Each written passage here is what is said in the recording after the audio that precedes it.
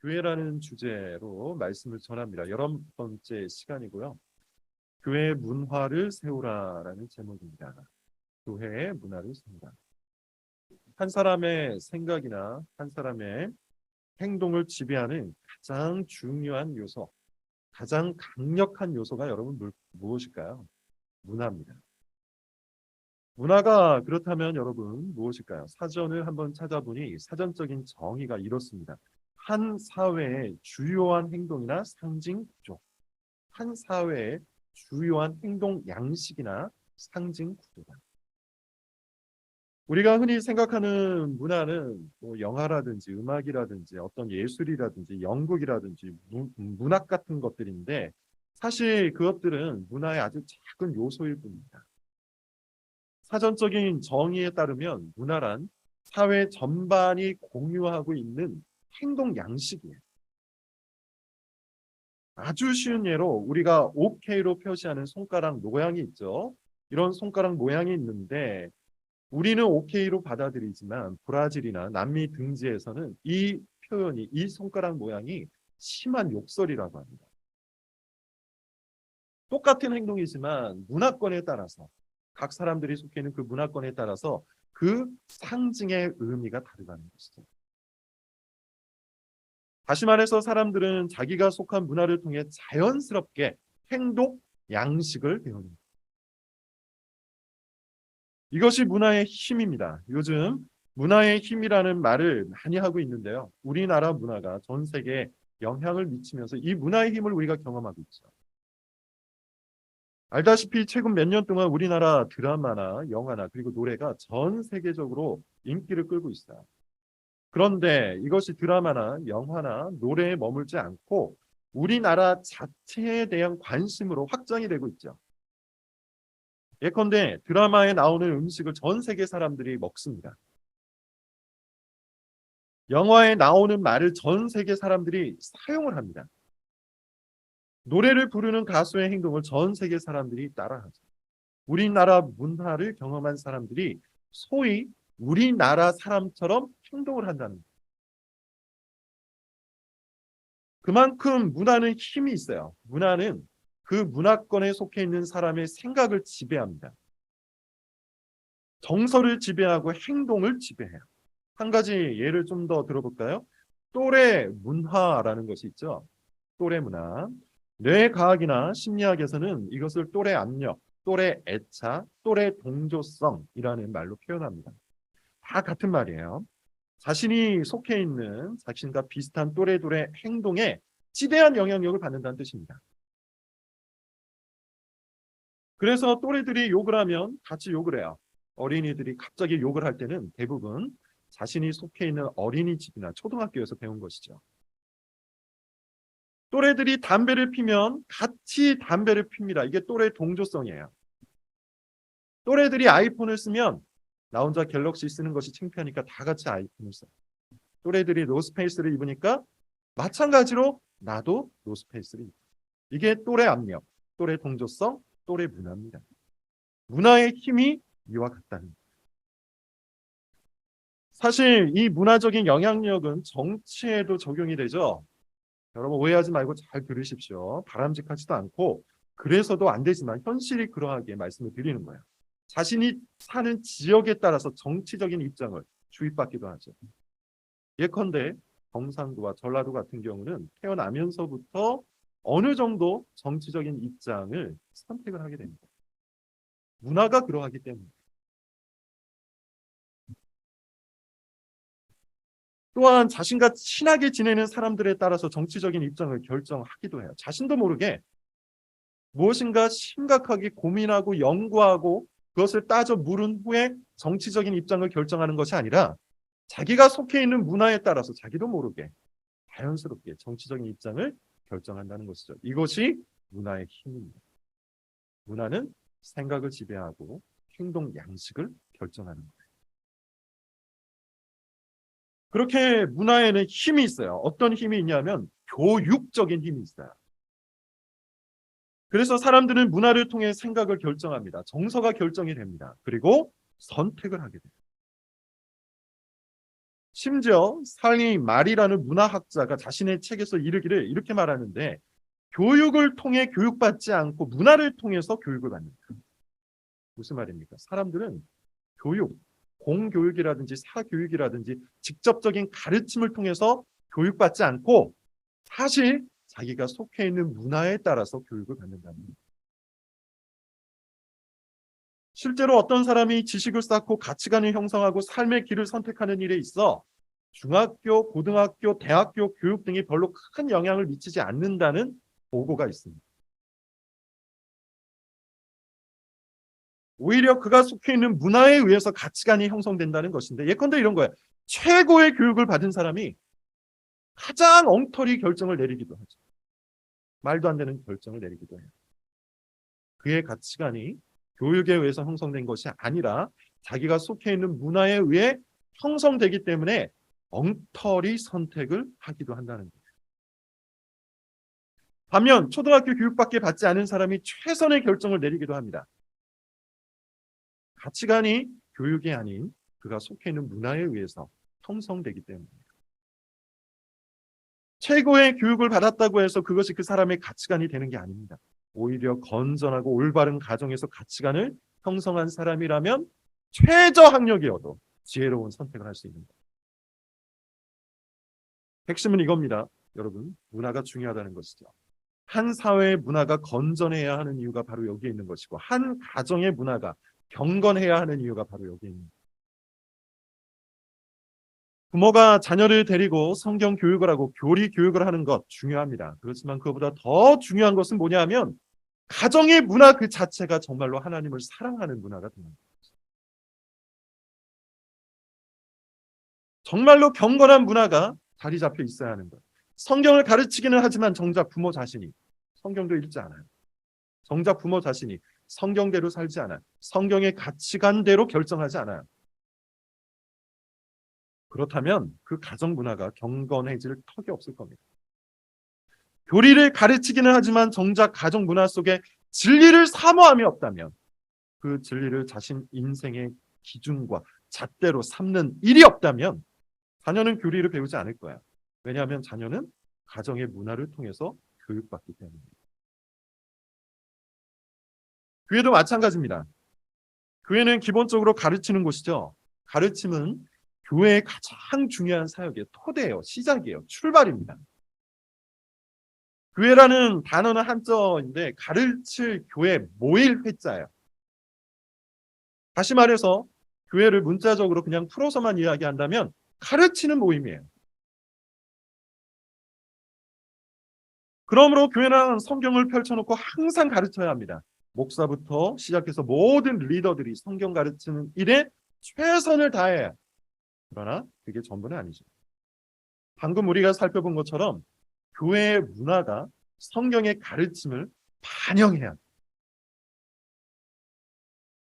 지금 제가 말씀드린 이 문장이 오늘 설교의 주제입니다. 교회의 문화가 성경의 가르침을 반영해야. 성경을 열심히 가르치기는 하지만, 교리를 열심히 배우기는 하지만 정작 교회 문화는 그것을 전혀 반영하지 않는다면 과연 교인들이 배우는 것은 뭘까요? 성경과 교리를 많이 가르치고 복음을 수없이 외치지만 정작 교회 문화가 세속적이라면 그 교회가 정말로 가르치고 있는 것은 성경일까요? 아니면 세상 가치관일까요? 설교로는 그리스도 안에서 행복을 얻을 수 있고 하나님이 주시는 복을 찾을 수 있고 생명의 사귐을 열심히 강조하고 강조하지만 정작 설교가 끝난 뒤부터는 철저히 인간적인 즐거움과 인간적인 탐욕과 인간적인 관계만을 추구한다면 그 교회는 복음적인 교회일까요? 세속적인 교회일까요?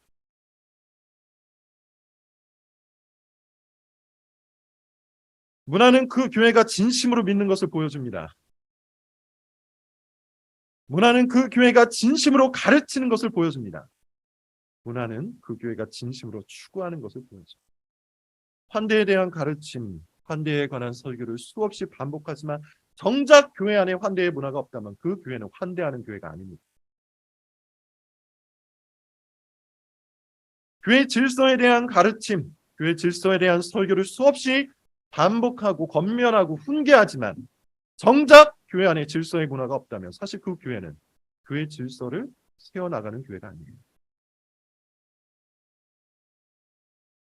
그러므로 우리가 정말 성경적인 교회를 바르게 잘 세워나가고자 한다면 우리가 공부하고 있는 그 성경과 교리 그리고 교회 여러 프로그램도 중요하지만 거기에서 배운 바를 교회 문화로 만들어 가야 하는 것이죠. 성경을 읽는 문화, 기도를 하는 문화, 전도를 하는 문화, 새가족을 환대하는 문화, 복음 안에서 사랑을 질서 있게 실천하는 문화, 말씀 안에 거하는 교제의 문화 등 우리가 지금까지 살펴보고 보고 배웠던 이 모든 말씀을 반영하는 문화, 그 문화를 세워나갈 때 진정한 교회가 되는 겁니다. 문화를 만들기 위해서 그렇다면 여러분 무엇을 해야 할까요? 자, 이제 오늘 본문입니다. 1절과 2절 빌립보서 2장 1, 2절 같이 한번 읽어볼게요. 시작. 그러므로 그리스도 안에 무슨 권면이나 긍휼이나 자비가 있거든 마음을 같이하여 같은 사랑을 가지고 뜻을 합하며 한 마음. 저를 보십시오. 빌립보서는 옥중서신이죠. 바울이 감옥에 갇혔을 때 빌립보라는 교회에 보낸 편지입니다. 주제가 있는데요. 교회의 하나됨이에요. 두 가지 사건 정도를 빌립보서 본문을 통해서 찾아볼 수가 있는데 3장에 보면 바울이 이런 말을 해요. 거짓 교훈을 삼가라. 아마도 빌립보 교회에 침투한 거짓 교사가 있었고 그 거짓 교사 때문에 교회가 분열을 겪었던 것 같아요. 그리고 두 번째는 4장에 나오는데요. 4장 2절을 보면 이런 말이 있어요. 내가 유오디아를 권하고 순두개를 권하노니 주 안에서 같은 마음을 품으라. 마찬가지로 정확한 사건은 나오지 않습니다. 다만 이 두 사람이 서로 다투었던 것 같아요. 이유가 무엇이었던 간에 서로 다투었던 것 같습니다. 이런 몇 가지 정황으로 인해서 바울은 교회가 같은 마음, 같은 뜻, 같은 사랑을 갖고 하나로 합해야 한다고 말씀을 전하고 있습니다. 오늘 본문 1절을 한번 보십시오. 말이 다소 어렵게 번역이 되었죠. 새 번역은 이것을 이렇게 번역을 해줍니다. 그러므로 그리스도 안에서 여러분에게 무슨 격려나 사랑의 무슨 위로나 성령의 무슨 교제나 무슨 동정심과 자비가 있거든 여러분 안에 이와 같은 것이 있거든 2절처럼 하십시오. 뭐 이런 뜻이에요. 자, 현대인의 성경을 보았더니 의미를 조금 더 많이 살려서 번역을 합니다. 들어보세요. 그리스도 안에서 여러분은 서로 격려하고 있습니까? 그리스도의 사랑으로 서로 위로하고 있습니까? 성령으로 교제하고 있습니까? 서로 친절과 동정을 베풀고 있습니까? 그렇다면 2절처럼 하십시오. 이런 뜻입니다. 그래서 제가 간단히 정리해서 여러분들에게 말씀드리면 이래요. 여러분이 정말로 그리스도 안에서 참된 성도의 교제를 한다면 여러분이 정말로 그리스도 안에서 참된 성령께서 이끄시는 교제, 성도의 교제를 한다면 마음을 같이 하십시오. 같은 사랑을 가지십시오. 뜻을 하나로 하십시오. 다시 말해서 여러분 참된 성도의 교제란 한 마음과 한 사랑과 한 뜻을 향해 나아가는 교회 전체를 이와 같이 하나로 만들어 가야 한다는 거예요. 이게 성도의 교제의 목적이에요. 이것은 마치 오케스트라가 서로 다른 악기를 연주하고 서로 다른 음을 내면서도 하나의 노래, 하나의 음악을 만드는 것과 같은 원리입니다. 실제로 뜻을 합한다라는 말의 헬라어를 조사를 해보니 호흡을 맞추다라는 뜻이 있어요. 호흡을 맞추다. 마치 듀엣을 하듯이, 마치 합창을 하듯이 서로 다른 음을 내고 서로 다른 박자를 타도 결국 하나의 앙상블을 만들어내는 것처럼 그렇게 모든 교인들이 각자의 위치에서 하나의 문화, 하나의 노래, 하나의 찬양을 향해서 나아가야 한다는 것이죠. 각자가 자기의 위치에서 자기의 역할을 다하며 하나의 노래, 하나의 음악을 만들어내듯이 교인들도 그렇게 자기 자리를 지키며 하나의 문화를 만들어내야 한다는 겁니다. 예컨대 이런 거예요, 여러분. 기도하자고 할 때 같은 마음을 갖고 기도하는 사람들이 많아질 때 교회가 기도하는 문화를 만들어낼 수 있는 겁니다. 성경을 읽자고 할 때 같은 뜻을 갖고 성경을 읽는 사람들이 많아질 때 교회 안에 성경을 읽는 문화가 만들어지는 거예요. 그리고 기도하는 문화와 성경을 읽는 문화를 통해 아직 기도하지 않고 아직 성경 읽지 않는 사람들이 가르침을 받는 겁니다. 교회의 질서를 세워나가자고 할 때 같은 사랑을 갖고 같은 뜻을 갖고 교회의 질서를 세워나가는 사람이 많아질 때 그 교회 안에 질서의 문화가 창조되는 거예요. 그리고 그 질서의 문화를 통해 또 다른 사람들을 가르치는 거예요.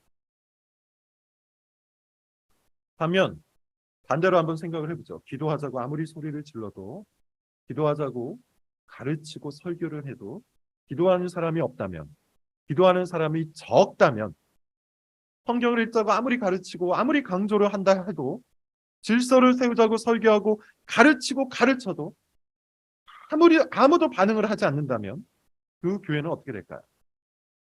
가르침만 남은, 그러나 사실은 기도하지도 않고 성경도 읽지 않고 질서도 세우지도 않는 그런 형편없는 교회가 되고 말 겁니다. 말과 행동이 다른 교회가 될 거예요. 가르침과 삶이 분리된 교회가 될 거예요. 올바른 신학과 올바르지 못한 선택이 공존하는 아주 이상한 교회가 되어버릴 거예요. 제가 우리 교회를 개척하기 전에 교회 탐방을 한 적이 있습니다. 몇 교회를 보면서 느낀 것들이 있어요. 나름대로 탐방을 했으니까 좋다고 소문난 교회를 갔겠죠. 당연히 목사님의 설교들은 꽤 좋았습니다. 매우 신학적이고 또 상당히 성경적이며 아주 좋은 설교들이었어요. 그런데 정작 성도들의 분위기를 보면 전혀 그렇지가 않은 거죠.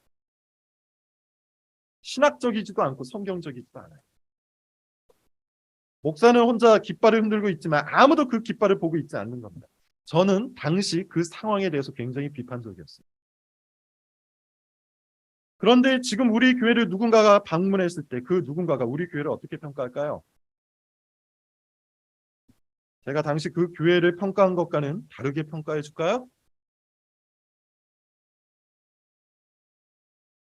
저는 이 대답에 상당히 부정적입니다. 교회의 문화는 목사인 저로 인해 결정되는 게 아니에요. 저 혼자 만들어갈 수 있는 것이 아닙니다. 성도의 교제 속에서 결정되는 거예요. 다시 말하면 성도의 교제 안에서 가르침대로 행하는 사람들이 많아질 때 그 가르침이 문화가 되어서 또 다른 교인들을 가르치게 되는 겁니다. 같은 마음, 같은 사랑, 같은 뜻을 가진 사람들이 많아져서 성도의 교제에 적극적으로 참여할 때 비로소 교회의 문화가 성경대로 만들어지는 거예요. 목사 혼자 목소리를 높인다고 해서, 목사 혼자 설교를 주장창 한다고 해서 교회 문화가 만들어지는 것이 아닙니다. 3, 4절을 여러분 한번 읽어보죠. 오늘 본문 3절, 4절입니다. 같이 읽어볼게요. 시작. 아무 일에든지 다툼이나 허용으로 하지 말고 오직 겸손한 마음으로 각각 자기보다 남을 낮게 여기고 각각 자기 일을 돌볼 뿐더러 또한 각각 다른 사람들의 일을 돌보아 나의 기쁨을 충만하게 하고. 같은 마음, 같은 사랑, 같은 뜻을 갖고 무엇을 하라고 하죠? 모든 일을 다툼이나 허용으로 하지 말라고 합니다. 이게 무슨 말일까요? 자기 주장을 하지 말라는 거예요. 자기를 드러내려고 하지 말라는 거예요. 자기 기질을 과시하거나 자기 본능을 쫓아가거나 자기 성격이나 자기 경험을 과시하고 드러내는 방향으로 성도의 교제를 하지 말라는 겁니다. 허용으로 하지 말래죠. 성도의 교제를 허용으로 하지 마라. 성도의 교제를 다툼으로 하지 마라. 대신에 어떻게 하라고 합니까? 겸손한 마음을 갖고 나보다 남을 더 나은 존재로 여기면서 자기를 돌보고 뿐만 아니라 남들을 돌보라고 이야기합니다. 이게 성도의 교제. 돌아본다는 헬라어는 주의 깊게 바라보다, 주목해서 살펴보다, 열심히 관찰하다 이런 뜻이 있습니다. 즉 우리는 먼저 우리 자신을 잘 살펴야 돼요. 오늘 본문을 보면 나를 먼저 돌보라고 이야기하잖아요. 그러므로 우리는 하나님의 말씀을 갖고 나 자신을 열심히 관찰해야 돼요. 내가 정말 하나님의 말씀대로, 가르침대로 살고 있는지, 그렇게 교회 문화를 만들어가고 있는지를 살펴야 한다는 것.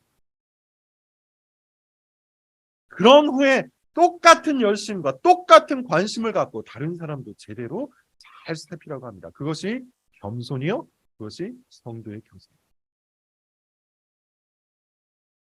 정리하자면 여러분 이렇습니다. 같은 마음을 가지셔야 돼요. 같은 사랑을 품어야 돼요. 같은 뜻을 합해야 돼요. 그러기 위해서는 자기를 주장하고 자기를 과시하는 그 일을 멈추고 자기 신념과 자기 경험과 자기 성격과 자기 기질과 자기가 오롯이 붙들고 있었던 그 모든 관성들과 습관들을 멈추고 대신에 어떻게 하라고 합니까? 겸손한 마음으로 자기를 잘 돌보고 동시에 다른 사람을 잘 돌보라고 하죠. 중요한 건 이겁니다. 이런 사람들이 많아져야 돼요. 이렇게 성도의 교제를 행하는 사람들이 많아져야 돼요. 그럴 때 비로소 우리 교회가 같은 마음을 가진 교회가 됩니다. 그럴 때 비로소 우리 교회가 같은 사랑과 같은 뜻을 지닌 교회가 되는 겁니다. 성가대를 해본 사람은 알 겁니다. 합주를 해본 사람도 알 거예요. 하나의 노래, 하나의 음악을 정말 잘 연주하려면 어떻게 해야 되죠? 자기 목소리를 낮춰야 돼요. 자기 목소리를 전체 음악에 섞여야 돼요. 자기 목소리, 자기 악기를 뽐내는 사람이 있으면 엉망진창이 되는 겁니다. 자기 목소리와 자기 악기를 잘 다듬어서 다른 사람의 목소리와 다른 사람의 악기와 어우러질 수 있도록 그 흐름 속에 내가 들어가야 되는 거예요. 그것이 바로 자기를 돌볼 뿐더러 다른 사람들을 돌보라는 바울의 반면인 겁니다. 성도의 교제란 그런 거예요. 자기가 하고 싶은 대로 교제하는 게 아닙니다.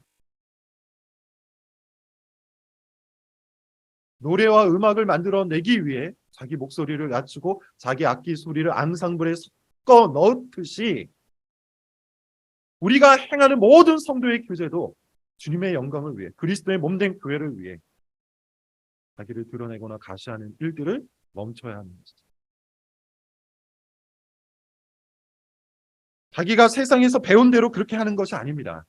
같은 마음을 향해서 성도의 교제를 하는 같은 뜻을 향해서 성도의 교제를 하는 겁니다. 그래서 하나의 문화를 가르침의 그 문화를 만들어내는 거예요.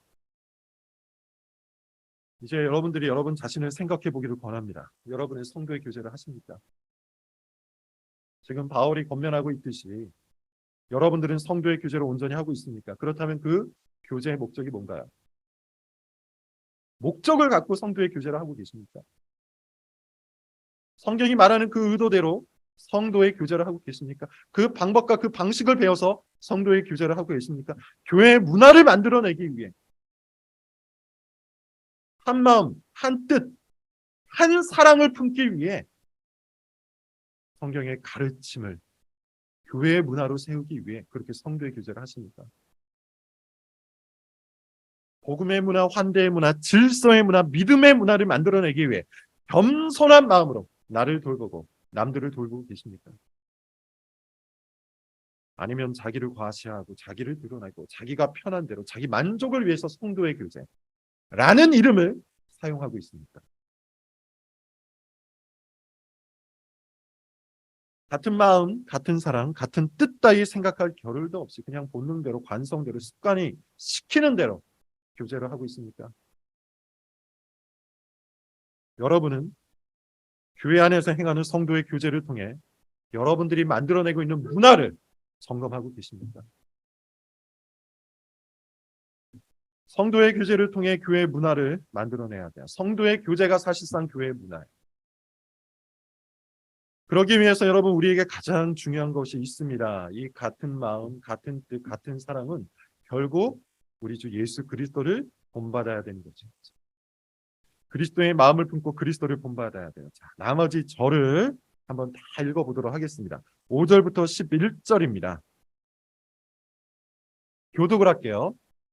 너희 안에 이 마음을 품으라. 곧 그리스도 예수의 마음이니 그는 근본 하나님의 본체시나 취할 것으로 여기지 아니하시고 오히려 자기를 비워 종의 형체를 가지사 사람들과 같이 되셨고 사람의 모양으로 그 십자가의 죽으심이라. 이러므로 하나님이 그를 지극히 높여 모든 이름 위에 뛰어난 이름을 주사 하늘에 있는 자들과 땅에 있는 자들과 땅 아래에 있는 자들로 모든 이름을 예수의 이름에 같이 읽겠습니다. 모든 입으로 예수 그리스도를 주라 시인하여 하나님 아버지께 영광을 돌리게 하십니다. 바울은 같은 마음, 같은 사랑, 같은 뜻을 향해 가는 성도의 교제를 권한 후에 우리에게 무엇을 품으라고 하죠? 이 마음을 품으라. 그리스도의 예수의 마음입니다. 그리스도의 예수의 마음을 품은 자만이 성도의 교제를 올바르게 할 수 있는 거예요. 그리스도의 마음을 품은 자들이 같은 마음을 향해서 나아갈 수 있는 거예요. 그리스도의 마음을 품은 자만이 같은 사랑과 같은 뜻을 위하여 교회의 문화를 만들어낼 수 있는 거예요. 그 마음이 뭡니까? 우리 주 예수 그리스도의 마음이 뭡니까? 하나님이시나 하나님과 동등됨을 취하지 아니하시고 종의 형체를 가지사 사람과 같이 되시며 죽기까지 복종하신 마음. 그것이 십자가의 마음이요. 그것이 우리 주 예수 그리스도의 마음입니다. 다시 말해서 우리가 품어야 될 이 그리스도의 마음은 자기 부인의 마음입니다. 하나님이시나 하나님과 동등됨을 취하지 않는 마음. 하나님이시나 이 땅의 종이 되시는 마음. 하나님이시나 죽기까지 복종하신 십자가의 마음. 이것이 자기 부인의 마음. 자기를 주장하는 것이 아니라, 그래서 자기를 드러내고 보여주고 자기 마음 편한 대로 가는 그런 것이 아니라 남을 위해서 기꺼이 자기를 낮추는 마음, 자기 권리를 찾아 먹는 마음이 아니라 교회를 위해서 그 권리를 기꺼이 포기하는 마음, 그것이 우리 주 예수 그리스도의 마음. 그리스도 예수가 나를 위해 하나님의 자리에서 내려오시고 종의 형체를 가지시고 사람과 같이 되시고 끝내 십자가에서 죽으신 것처럼 우리도 그리스도를 본받아 그렇게 해야 한다는 것이죠.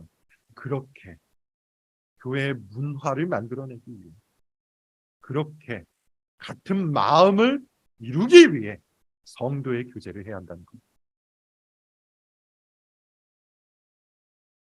그리스도의 마음을 품고 그리스도를 본받는 자가 많아질 때 비로소 교회 안에 그리스도의 문화가 생겨나는 것. 그리스도를 닮은 문화, 곧 겸손의 문화, 은혜의 문화, 환대의 문화, 순종의 문화, 질서의 문화. 하나님의 뜻을 쫓아 죽기까지 순종하는 종의 문화가 교회 안에 창조되는 것이죠. 결론입니다. 문화는 여러분 사실 싸움이에요. 전투예요. 무슨 말인가 하면 문화는 어찌됐든 간에 반드시 만들어진다는 겁니다. 문화는 반드시 만들어져요. 여러분, 우리가 어떤 선택을 하든지 간에 오늘 제가 설교한 이 설교의 가르침대로 여러분들이 선택하지 않는다 해도 어떤 문화는 만들어지는 거예요.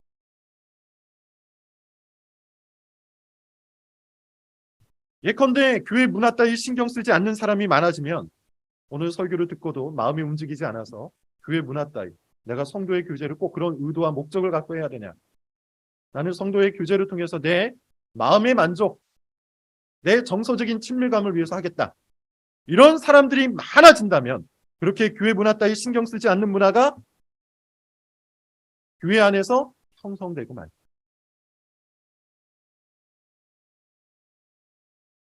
설교나 가르침 따위 귓등으로도 듣지 않는 사람이 많아진다면 우리 교회 안에는 그런 문화가 만들어질 겁니다. 자기 멋대로 하는 사람들이 많아진다면 그 교회가 어떤 신학을 견지하든, 그 교회가 어떤 설교를 듣고 있든, 그 교회가 어떤 가르침을 받고 있든, 어떤 겉면이나 어떤 훈계를 하고 있든 상관없이 제 멋대로 하는 문화가 교회 안에 자리 잡을 겁니다. 그런 의미에서 문화는 싸움입니다. 결국 문화는 만들어지기 때문이에요. 경건함을 사모하는 사람들이 많아져야 합니다. 그래야 경건한 문화가 우리 교회 안에 세워질 겁니다. 그리스도의 복음을 따르는 사람들이 많아져야 합니다. 그래야 우리 교회 안에 복음의 문화가 만들어집니다. 환대하고 돌보는 사람들이 많아져야 합니다. 그래야 우리 교회 안에 환대의 문화, 돌봄의 문화가 만들어질 거예요. 그리고 이 모든 것들을 질서 있게 하고자 하는 사람들 많아져요. 그래야 교회가 질서의 문화를 얻을 수 있고 그것을 통해 또 새로운 교인들을 가르칠 수가 있는 것이죠. 그리고 무엇보다도 그것을 성도의 교제에 적용하고 다른 교인에게 본을 보여주는 사람들이 많아져야 돼요. 그래야 교회가 성경의 문화를 세워나갈 수가 있어요. 그래서 문화는 싸움입니다. 한 사람이 어느 편에 서 있느냐에 따라서 그의 문화가 달라지는 거예요. 성경의 가르침 편에 서서 성도의 교제를 하는 사람이 많은 교회는 성경의 문화를 세울 것이고, 그 반대편에 서 있는 사람이 많은 교회는 세속적인 문화를 세울 겁니다. 설교와 가르침을 잘 듣는 것 중요하죠. 그러나 그 설교와 가르침을 지키는 건 더욱 중요해요. 왜냐하면 설교와 가르침을 지키는 사람이 많아질수록 우리 교회가 그런 문화를 만들어낼 수 있기 때문에.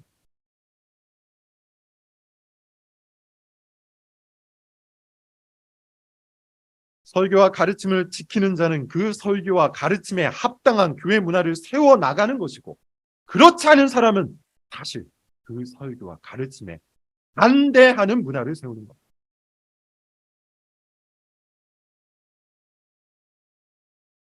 오늘 이 설교를 듣고 있는 여러분 한 사람 한 사람의 선택이 교회 문화를 좌우한다는 것이죠.